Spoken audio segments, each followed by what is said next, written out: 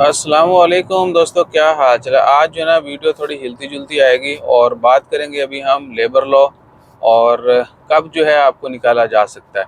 ओमानियों को भी खारजियों को भी तीन ऐसे कह लें कि पॉइंट्स हैं जो इम्पोर्टेंट हैं आपके लिए जानना, और वो ये हैं कि आपको कभी भी अपनी जॉब से हाथ धोना पड़ सकता है।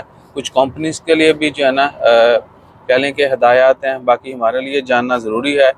तो नया लेबर लॉ जो है उसके मुताबिक कंपनी आपको कभी भी निकाल सकती है अगर कोई इकॉनमिक रीज़न हो, कंपनी अपनी सर्विस चेंज कर रही हो, यानी जो कंपनी पहले काम करती थी वो नहीं, कोई और उन्होंने शुरू कर दिया और बंदा उसके ऊपर पूरा नहीं उतर रहा या वो यानी मैच नहीं कर रहा।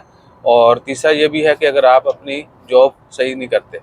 तो पहला पॉइंट से शुरू करते हैं कि अगर कोई भी बंदा, बेशक वो ओमानी है खारजी है, वो अपनी जॉब जो है सही सरअंजाम नहीं देता, यानी जो भी उसकी ड्यूटी है वो सही से नहीं कर पाता, तो उसको 6 महीने का ग्रेस पीरियड दिया जाएगा। अगर उसमें भी वो इम्प्रूव नहीं करता तो उसको निकाल दिया जाएगा।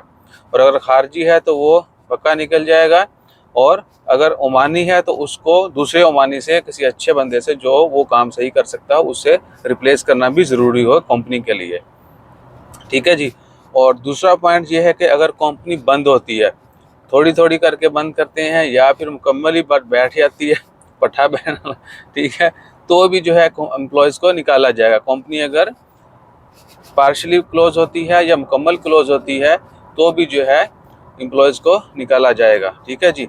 और तीसरा पॉइंट जो है वो है, अल्लाह आपका भला करे, कोई भी इकोनॉमिक रीज़न, ठीक है, बिज़नेस में बेहतरी नहीं है, बैंकरप्ट होने का ख़दशा है, प्रॉफिट्स जो हैं वो बहुत कम हो गए हैं, मैन पावर कम करनी है, अखराजात कम करने हैं, तो इस तनाजुर में भी जो है एम्प्लॉय को निकाला जाएगा, बेशक वो ओमानी हो या खारजी हो।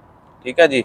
तो ये तीन की पॉइंट्स हैं कि आपको कभी भी निकाला जा सकता है। पहले मैंने पहले दिन वीडियो में शेयर किया था, लेकिन लंबी वीडियो तुम ये चीज़ें सुन देनी होगी। हर बंदे को चाहिए या तो उनको लिख के बताएं, प्राइवेट मैसेज का रिप्लाई करें, या फिर क्या है कि छोटी सी वीडियो बनाएं ताकि लोग 2-4 मिनट में सुन के आहो। तो ये आपने जहन में रखना है। अब परफॉर्मेंस और जो काम आता है वो धड़ाधड़ समेटते जाएं। कोई भी काम में दियो मैं करूँगा, ये भी करूँगा, वो भी करूँगा। और जो आपकी एक्चुअल जॉब है उसमें भी आपने मियाँ मियाँ नहीं, अब तो मीतन वाला साहब है। ठीक है ना, 200% आपको परफेक्ट होना पड़ेगा, एक्स्ट्रा ऑर्डिनरी परफॉर्मेंस देना होगी। जज़ाकल्लाह, वरना क्या है कि बहाने से भी आहो हो सकती है।